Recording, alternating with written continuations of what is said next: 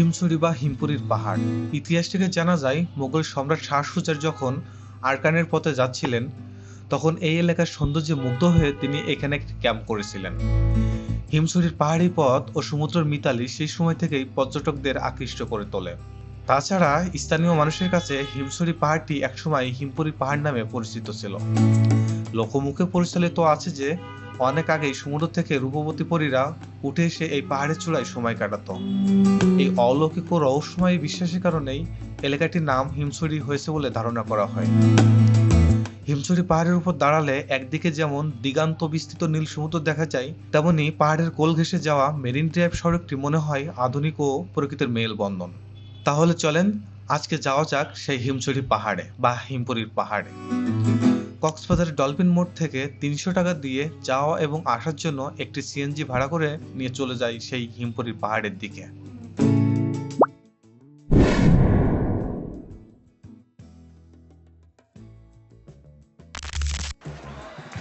এখন আছি হলো সেই হিমছড়িতে, আর এখন সেই হিমছড়ি পাহাড়ে উঠতেছি। ইনানি বীচ থেকে সরাসরি চলে আসছি হিমছড়িতে। হিমছড়ির দৃশ্যটা আপনাদেরকে দেখাই। এমন খাড়া পাহাড় আর এপাশে হলো সমুদ্র। এক এক করে উঠি উপরের দিকে। আরো 2টা না 3টা সিঁড়ি বাকি আছে, এমন অনেকটা উঁচু সিঁড়ি। ওহ,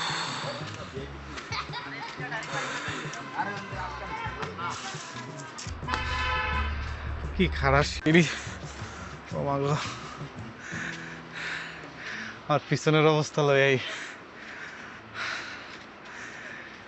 এখান থেকে পড়লে একদম নিচেই চলে যেতে হবে, এমন একটা অবস্থা। অনেকটা খাড়া, একদম খাড়া, যেটা উঠতে অনেকটা কষ্ট। এখানে পা পিছলে পড়তে পারে, কারণ কি এই সিঁড়িতে অনেক প্রচুর পরিমাণ বালু।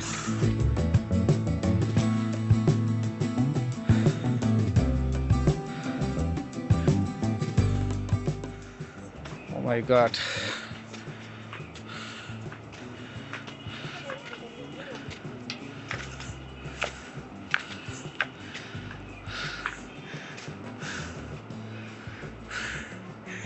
এরকমই চন্দ্রনাথ পাহাড়ে উঠছে, সেম কষ্ট। এটাতে সিঁড়ি দেওয়া আছে আর ওটাতে সিঁড়ি ছিল না। পাহাড়টা বেশি বড় না, কিন্তু অনেকটা খাড়া সিঁড়ি থাকার কারণে কষ্ট হয়ে যায়।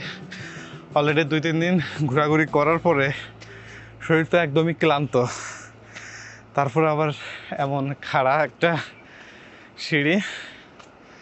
আসলে উপরটা অনেকটা দূরে, দেখতেই পারতেছেন।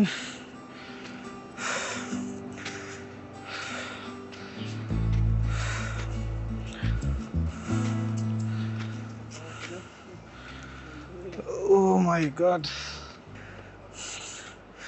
কিছু দূর আসার পরে এমন একটা মাটি কেটে কেটে সিঁড়ি তৈরি করা। এপাশে সমুদ্র আর এপাশে সেই খাড়া। ও মাই গড!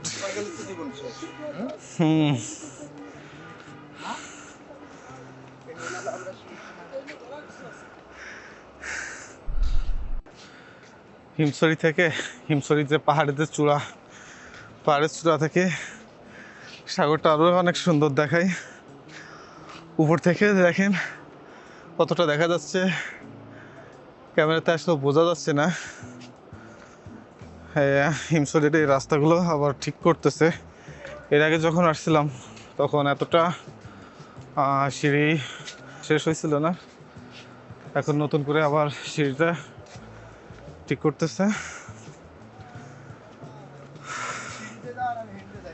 আসলে সিঁড়িতে অনেকটা সিঁড়ি উঠা লাগছে, খুবই কষ্ট ওই জায়গাটাতে। আর এখান থেকে দেখি ড্রোনটা ফ্লাই করে দেখবো কতটা সুন্দর হয়।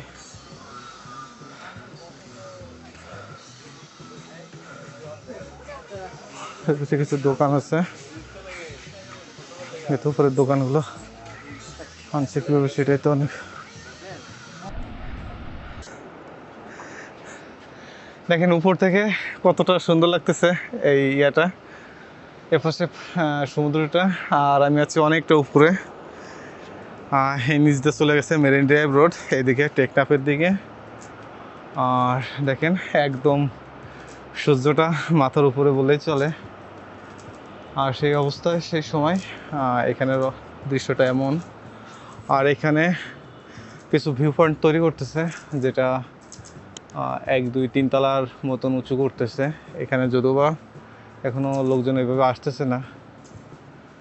ও